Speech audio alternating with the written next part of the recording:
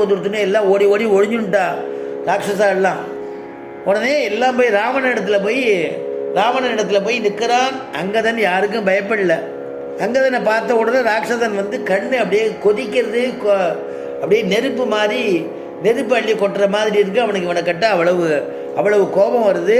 யாரடா நீ, யார் வந்திருக்கே என்னன்னு. உடனே அங்கதன் சொல்றான், பதில் சொல்றான், தூதோகம் கோசலேந்திரஸ்ய ராமஸ்ய அக்லிட்ட கர்மணः வாலி புத்ரோ அங்கதோ நாம யதி தே ஸ்ரோத்ரமாகதः. தூதோகம் கோசலேந்திரஸ்ய, கோசலிலேருந்து வரக்கூடிய கோசல ராமன் இருக்கா இல்லையா, அந்த ராமன் அனுப்பினதான தூதன். ராமஸ்ய அக்லிட்ட கர்மணः, நான் யார் தெரியுமா, வாலி புத்ரோ அங்கதோ நாம யதி தே ஸ்ரோத்ரமாகதः.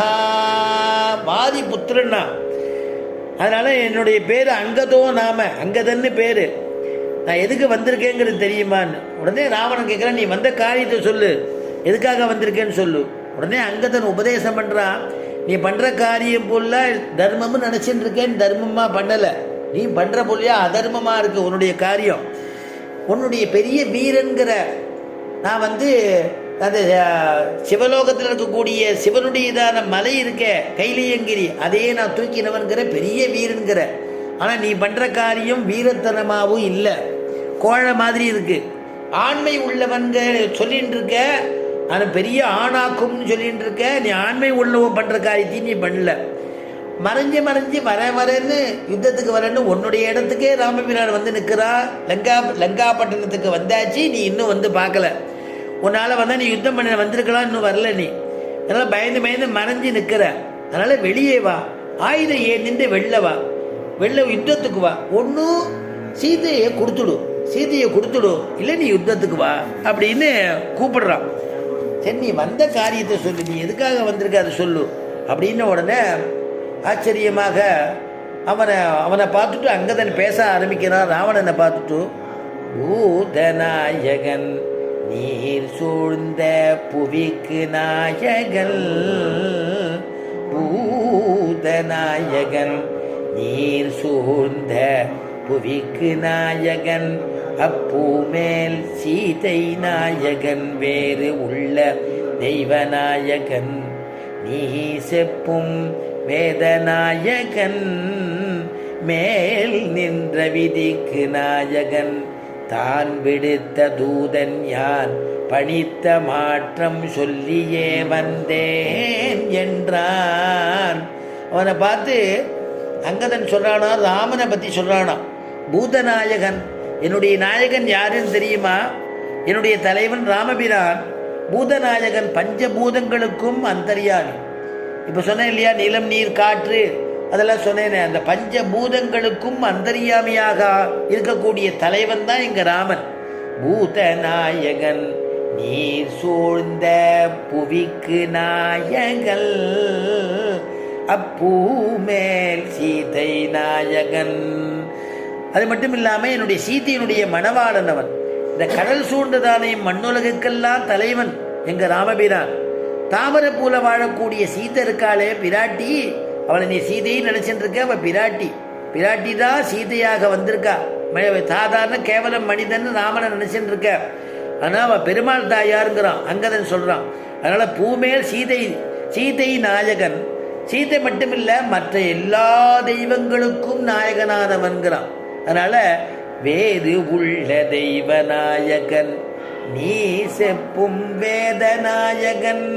வேதநாயகன் சொல்லாம நீ செப்பும் வேதநாயகன்கிறானோ. அங்கே அப்படி என்ன அர்த்தம்னா, ஏன்னா அவன் வந்து சாமவேத பாரங்கதன். நீ செப்பும் வேதநாயகன். சாமவேத பாரங்கதனா இருக்கக்கூடிய அவன் எந்த வேதத்தை உபாசனை பண்றானோ, எந்த வேதத்தை அவன் சொல்லிட்டு இருக்கானோ, எந்த வேதத்தினால யாரை பூஜை பண்ணணும்னு நினைக்கிறானோ அந்த வேதத்துக்கு பிரதிபாத்தியமான தெய்வமா அந்த ராமன். அதனால நீ செப்பும் வேதநாயகன், மேல் நின்ற விதிக்கு நாயகன். அப்படின்னா நீ வந்து நான் சொல்லிட்டு இருக்கியே, நான் என்ன பண்ணிடுவேன் பாரு, சர்வ உலகத்தையும் கஷ்டப்படுத்தின்னு கொடுமைப்படுத்தின்னு இருக்கியே, உனக்குன்னு ஒரு விதியை ஏற்படுத்தியிருக்கிறான் எம்பெருமான் ராமன். அந்த விதிக்கு நாயகன் அவன் தான். தான் அவன் விடுத்ததான தூதன் நான் என்ன அவன் சொன்ன விஷயத்தை அப்படியே சொல்கிறேன், கேளுங்கோ. படித்த மாற்றம் சொல்லி அதுக்கு பதில் சொல்லு, நான் அவற்றை போய் சொல்லிடுறேன் அப்படின்னு தான் தூதன் வந்த விஷயத்தை சொல்கிறோம். ராவணனுக்கு பயங்கர கோபம். கங்கையும் பிறையும் சூடும் கண்ணுதல் கரத்து நேமி சக்கரமும் தரித்தமால். என்னடா நினச்சிட்டு இருக்க? என்னமோ வாலியினுடையதான பிள்ளைங்கிற அங்கதன்கிற எங்கிட்ட நின்று பேசுறதுக்கே எல்லாரும் பயப்படுவான். நீ நின்று பேசுகிற, நீ பண்ணது தர்மம் இல்லைங்கிற, ஒழிஞ்சு வாழ்ந்துட்டு இருக்கேங்கிற, வீரன் இல்லைங்கிற, என்ன நினச்சிட்டு இருக்க? கங்கையும் பிறையும் சூடும் கண்ணுதல். கங்கையை ஜடையில் தரிச்சிட்டு இருக்கக்கூடிய சிவபெருமான், பிறை தங்கு சடையானை வலத்தே வைத்து அந்த அவனுடைய இது பிறை இருக்குமே, பிறை சூடின்னு இருப்பான சிவபெருமான், அவனே என்கிட்ட பேசுறதுக்கு பயப்படுவான். அது மட்டும் இல்லாமல் கரத்து நேமி கரத்து நேமி சக்கரத்தை வச்சுட்டு இருப்பான். சக்கரத்தையே வச்சுட்டு தரித்த மால், அந்த மாலே விஷ்ணுவே வந்தால் கூட என்ன கண்டா பயப்படுவான். ஆனால் நீ என்ன மீதி மூர்த்திகள்லாம் இருக்கிற இடம் தெரியாமல் போயிடுவா. நீ என்ன இப்படி தைரியமாக பேசுகிற? நீ யாருன்னு நீ என்ன நினச்சிட்டு இருக்க? உன்னை என்ன பண்ணுவேன் தெரியுமா? கேவலம் ஏதோ ராமன் ஒரு மனிதன் அவன் போய் சொன்னான்னு தைரியமாக என்கிட்ட பேசுறியே அப்படின்னு கேட்குறான். இன்னும் பெருமாளாக நினைக்கலையே, மனிதனாக தான் நினைக்கிறான் ராவணன். அங்கதன் உடனே பதில் சொல்கிறான்.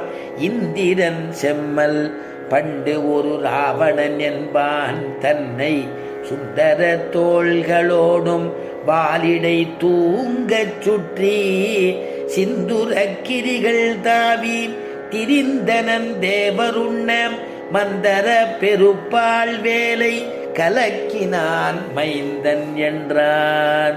ராவணா, நீ யாருன்னு தெரியாது,